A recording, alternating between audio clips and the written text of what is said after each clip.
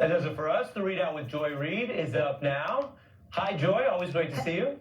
It is always great to see you. I'm glad to be here with you, Samwise Gamgee, here at the end of all things. You know, I didn't do a hip-hop thing. I actually did a Lord of the Rings thing because it's, I'm a nerd. Sorry. Respect. I like that. All right. Good. One love. See you later. Thank you so much, Ari. And happy Monday, everyone. And we begin tonight with what I think is the question. When you are in the midst of a crisis, and specifically a crisis of democracy, how do you resist? When fascism isn't just coming, it's already here. So what, if anything, can you do about it? Well, for one thing, you can try to learn from history, from what people in this situation in countries around the world and in America have done before. As my friend Rachel Maddow always says, history is here to help. America hasn't always been a free country for everyone, and we've had resistance movements from day one. From enslaved people fighting their captivity. Shout out to Harriet Tubman, who was a 92%er before 92%ing was cool. And even taking up arms during the Civil War. To the women's movement and the workers' rights movement and the Stonewall gay rights movement. They've all been versions of the fight to make this a free country for everyone and to have a true multiracial democracy. And that is history's most important lesson, right? That the most important thing, the first rule, is to fight back, to never stop resisting. Do not obey in advance, as Tim Snyder put it. Do not take the knee, to throw in a Game of Thrones reference. Even if it's scary or uncomfortable or inconvenient, just keep saying no, or finding creative ways to say no in small ways and large. Medgar Evers said, do not shop where they will not employ you. Dr. King championed the Montgomery bus boycotts to become the leader of the civil rights movement. The labor rights movement shut down factories and hobbled industries to win the 40-hour work week that you enjoy right now, and more recently to ensure the right of workers to work from home during COVID. People have marched against the Vietnam War and the war in Iraq and against the decimation of Gaza using our tax dollars. You don't always win every battle. But the whole thing is about resisting. Last week, federal employees received an Orwellian email from the Office of Personnel Management, the government's HR department, following a tweet from their apparent real boss, the world's richest billionaire, Elon Musk, head of the fictional and Orwellian Department of Government Efficiency, stating that, consistent with President Trump's instructions, all federal employees will shortly receive an email requesting to understand what they got done last week. Failure to respond will be taken as a resignation. The email that followed literally had the same subject line. What did you do last week? And came from the Office of Personnel Management's new HR email address, but had no signature. Here's the full email. Please reply to this email with approximately 5 bullets of what you accomplished last week and CC your manager. Please do not send any classified information, links, or attachments. Deadline is this Monday at 11:59 p.m. EST.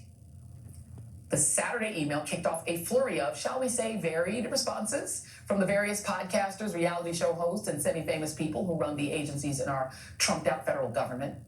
Some, including Kash Patel, who alarmingly enough runs the FBI, told their employees to hold off, given that, per his email, the FBI, through the Office of the Director, is in charge of all our review processes and will conduct reviews in accordance with FBI procedures. When and if further information is required, we will coordinate the responses. For now, please pause any responses.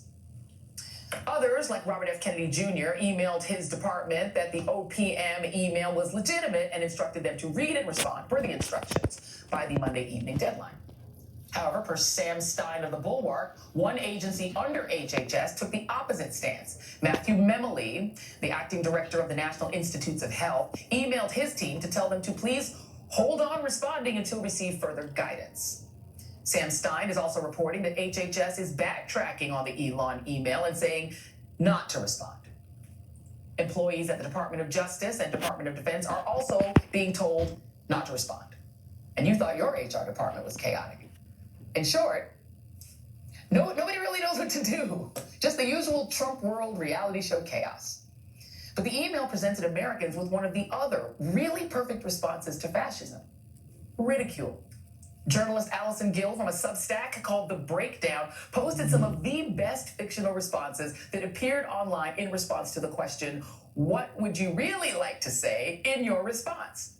Some of the best included, Number one, kept refreshing email to see if I was fired or placed on administrative leave. Number two, tried to concentrate over the sound of colleagues cleaning out their desks. Number three, accommodated the request for access to classified data by big balls. Number four, had a scotch. Number five, researched countries I can relocate to.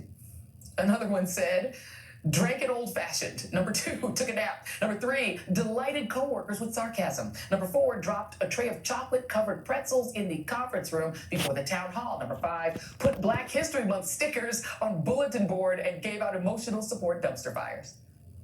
And last but not least, number one, executed low productivity tasking. Number two, identified opportunities to transition to high productivity tasking. Number three, developed a plan for Doge to F off. Number four, all the Teams meetings. Number five, responded to meaningless emails about task execution.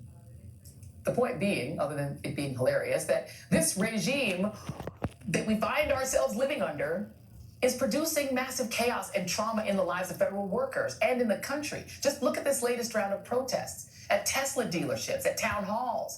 America is resisting in large ways and small. The Kennedy Center for the Performing Arts has seen a 50% drop in ticket sales. Drag queens are showing up to protest outside. America is saying no to Elon Musk running us. We do not want him in charge, period. And Donald Trump, the guy who handed his biggest donor the keys to the whole federal government for him to do whatever he pleases with it, is underwater in every single poll. From Gallup to the Washington Post to CNN to Reuters, you name it. Other than his MAGA cult, nobody wants this chaos and confusion. And it also raises the question of what is the actual waste, fraud, and abuse that Elon and friends are finding? So far, their claim of finding $55 billion in savings is backed by exactly zero facts. While they're threatening the future of Medicaid and food stamps for millions of Americans and even Social Security payments. While the only fraud seems to be Elon Musk, racking up new contracts with the federal government on the taxpayer dime while giving back zero savings from his Starlink, Tesla, and SpaceX deals with the Defense Department and other agencies. Sorry, why does he get to make more money while you and your community get less? And the only abuse that we're seeing is against the very federal workers in all 50 states who are being bullied by the 19-year-old Doge kids and told to justify their jobs by a guy who spends all day literally tweeting and waving a chainsaw around while wearing sunglasses indoors. Is this the efficient government that you voted for? Really? Because it all really just looks, to my mind, like a mess. And we're probably looking at a government shutdown next month, since the completely incompetent Republican Party has no idea how to run the government. And what that tells you is that even when Republicans claim that Trump has a mandate or that he's doing what the American people voted for, they are lying. Nobody voted for this. This is a mess, and not even a normal mess. It's a fascistic mess. What you can do about it is what you're already doing. Just say no. Tonight on our final readout, we are going to talk about what people are actually doing to resist this and get some advice from some of our favorite friends on what more we can do. And that conversation is next. For more than a decade, Farxiga has been trusted again and again and again.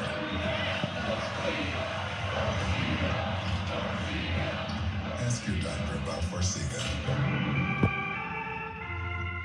For plant-based, healthy blood pressure support, there's one brand at Walmart that stands above the rest. It's SuperBeets. Discover why more cardiologists recommend SuperBeets for heart health support than any other beet brand at superbeets.com. When I was diagnosed with HIV, I didn't know who I would be. But here I am, being me. Keep being you and ask your healthcare provider about the #1 prescribed HIV treatment, Biktarvy. Biktarvy is a complete one pill, once-a-day treatment used for HIV in many people, whether you're 18 or 80. With one small pill, Biktarvy fights HIV to help you get to undetectable and stay there, whether you're just starting or replacing your current treatment. Research shows that taking HIV treatment as prescribed and getting to and staying undetectable prevents transmitting HIV through sex. Serious side effects could occur, including kidney problems and kidney failure. Rare, life-threatening side effects include a buildup of lactic acid and liver problems. Don't take Biktarvy if you take dofetilide or rifampin. Tell your healthcare provider about all the medicines and supplements you take. If you are pregnant or breastfeeding or have kidney or liver problems. If you have hepatitis B, don't stop taking Biktarvy without talking to your healthcare provider. Common side effects were diarrhea, nausea, and headache. No matter where life takes you, Biktarvy can go with you. Talk to your healthcare provider today. Everyone needs a vacation eventually. I mean, I need a whole